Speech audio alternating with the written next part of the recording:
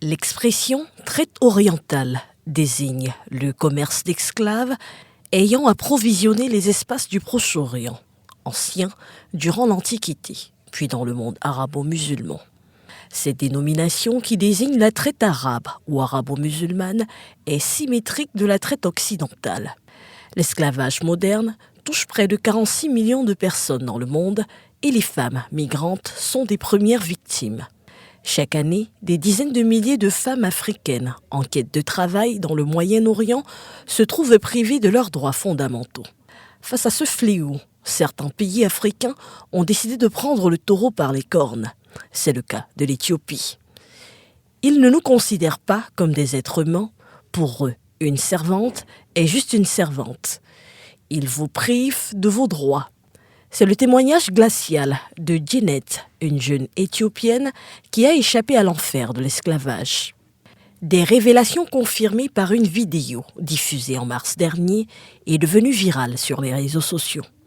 Diffusée par une télévision libanaise, LBCI.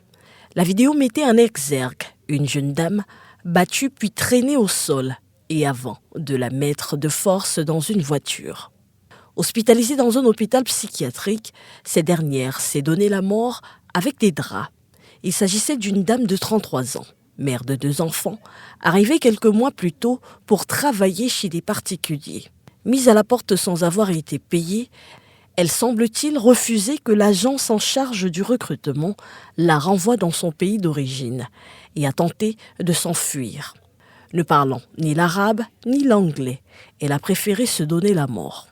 Conscient de cette réalité, le gouvernement éthiopien a tenté, depuis 2013, de stopper ce phénomène en interdisant aux jeunes hommes et femmes de migrer vers le Liban, un pays régulièrement pointé du doigt par des associations de lutte contre l'esclavage moderne à raison de nombreuses informations recueillies et authentiques.